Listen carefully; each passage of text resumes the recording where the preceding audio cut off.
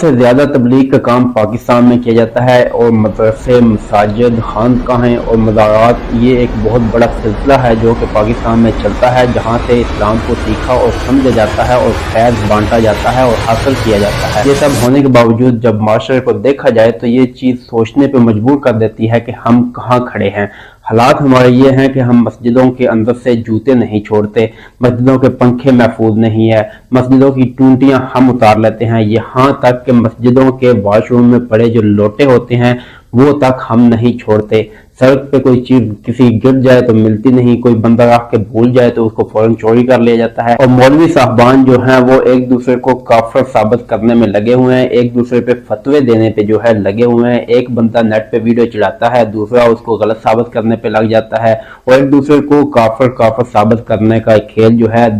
تینوں جو فرقے ہیں مین پاکستان میں انہوں نے چلایا ہوا ہے۔ ایک دوسرے کو کہتا ہے تو کافر ہے، وہ تیسرے کو کہتا ہے تو کافر ہے۔ تو یہ سب دیکھ کے کافر جو ہے وہ بھی شرما جاتا ہے، وہ کہتا ہے کہ میرے اخلاقیات اور میری جو ہے تہذیب وہ تو ان سے بہت زیادہ اچھی ہے، میں چوری نہیں کرتا، میں غلط کام نہیں کرتا، میں گالی نہیں دیتا، میں اپنی جو عبادت گاہ ہے وہاں چوری نہیں کرتا، اونچا نہیں بولتا، لیکن یہ پھر بھی یہ کام سارے کرنے کے باوجود ایک دوسرے کو کافر کیوں کہتے ہیں؟ یہ سن کے کافر بھی شرما جاتا ہے۔ کسی بزرگ سے کسی نے پوچھا کہ کافر کون ہوتا ہے تو انہوں نے جواب دیا کہ کافر وہ ہوتا ہے جس کو کافر سمجھے کہ یہ کافر ہے۔ تو حالات ہمارے یہ ہیں کہ ہم کسی بھی یورپ کنٹری میں جب جاتے ہیں، امریکہ جاتے ہیں، کسی بھی دوسری کنٹری میں جاتے ہیں تو خاص کر پاکستان کے مسلمانوں کے کپڑے اتار کے ننگا کر کے وہاں ایئرپورٹ پہ چیک کیا جاتا ہے، عزت ہمیں اتنی دی جاتی ہے ان کے ممالک میں، اور جب وہ آتے ہیں ان کا بھی پروٹوکول آپ دیکھ لیں کہ وہ کتنا ہے۔ دیکھنا یہ پڑے گا کہ وہ کہاں کھڑے ہیں اور ہم کہاں کھڑے ہیں۔ وہ مسلمان نہیں ہیں لیکن مسلمانوں والے مکمل طریقے جو ہے انہوں نے اپنا لیا ہے۔ وہاں سڑک پہ چلتے ہوئے اگر کسی کا کندھا لگ جائے تو وہ 20 بار تو آپ کو سوری بولے گا، آپ سے معافی مانگے گا، اور کسی سے کوئی اور تھوڑی بڑی غلطی ہو جائے تو وہ بڑے شرمندہ ہوتے ہیں۔ سڑک پہ آپ کوئی چیز رکھ دیں، آپ چوتھے دن آئیں تو وہ آپ کو وہیں ملے گی، کسی کی ہمت نہیں ہوتی اٹھانے کی۔ اور دوسرا سب سے بڑا ظلم یہ دیکھا جاتا ہے کہ جس اسلام نے ہمیں عزت دی اس اسلام کو ہم عزت نہ دے سکے۔ جب کسی بھی غیر مطلب آپ کرسچن دیکھ لیں، آپ یہودی دیکھ لیں، آپ ہندو دیکھ لیں، سکھ دیکھ لیں، ان کی جب شادی ہوتی ہے تو وہ اپنی جو عبادت گاہیں ہوتی ہیں، جیسے ہمارے مولوی حضرات ہوتے ہیں، وہ اپنے یعنی کہ جو وہ ان کے پنڈت ہوتے ہیں جو بھی ہوتے ہیں ان کے پاس جاتے ہیں اور وہاں جا کے اپنے شادی کے جو بھی ان کے مذہب کے مطابق جو رسومات ہوتے ہیں وہ اپنی عبادت گاہوں میں کرتے ہیں۔ اور ہم جو مسلمان، ہمیں بھی حکم دیا گیا تھا کہ تم نے اپنی شادیاں جو ہے، نکاح جو ہے مسجدوں میں کرنے ہیں، تو ہم ان مولوی صاحب کو بجائے عزت دینے کے ان کو ہی جو ہے پاس بلوا لیتے ہیں،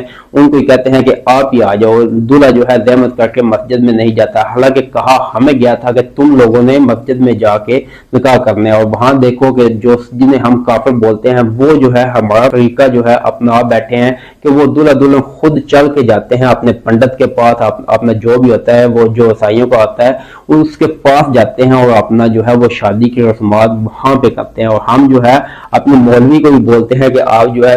تھوڑی تشریف لے آئیں، آپ ہی زحمت کر لیں۔ اور یہاں پہ گلہ تھوڑا مولوی حضرات سے بھی ہے کہ اگر وہ ایک جان ہو جائیں، وہ اس بات پہ اتفاق کر لیں کہ جہاں کہ ہم جو ہے مسجد میں ہی نکاح کروائیں گے، ہم شادی حال میں نہیں جائیں گے، یا جس شادی میں بینڈ باجا بجے گا یا کوئی غلط کام ہوگا، کوئی بےہودہ حرکت ہوگی، اسلام کے دائرے سے خارج جو کام ہے، جو حکم ہے اسلام کا، اس کے مطابق کام نہیں کیا جائے گا تو ہم نکاح نہیں پڑھائیں گے۔ یہ گلہ تھوڑا مولوی حضرات سے بھی ہے کہ وہ بھی جو ہے اپنی ویلیو خود کام کرتے ہیں اور وہاں پہ چلے جاتے ہیں، تو ان کے سامنے سب وہ کام کیے جاتے ہیں جن کی اسلام اجازت نہیں دیتا۔ اگر صرف نمازیں پڑھنے سے ہی جنت ملتی ہوتی یا ہم صرف جنت حاصل کرنے کے لیے نمازیں پڑھتے ہیں تو یہ ہماری غلط خیالی ہے، یہ غلط فہمی ہے۔ تو خالی نمازوں کی بنیاد پہ جنت نہیں ملتی، کام اچھے کرنے پڑتے ہیں جو احکام ہمیں اسلام کی جانب سے دیے گئے ہیں۔ تو افسوس کے ساتھ آج وہ تمام کام جو کہ ہمیں بتائے گئے تھے کہ کرنے ہیں معاشرے کو اچھا بنانے کے لیے، وہ سب جو ہے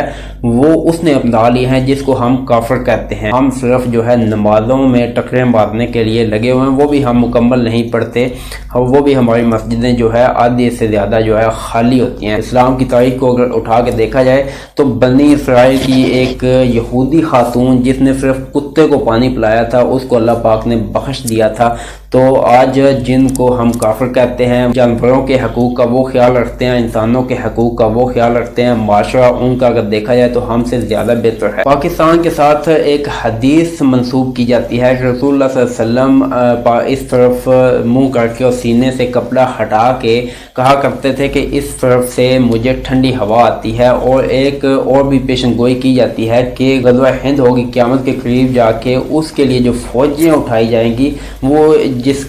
خطے کا ذکر کیا گیا ہے وہ پاکستان ہے۔ تو جب سے افغانستان میں طالبان کو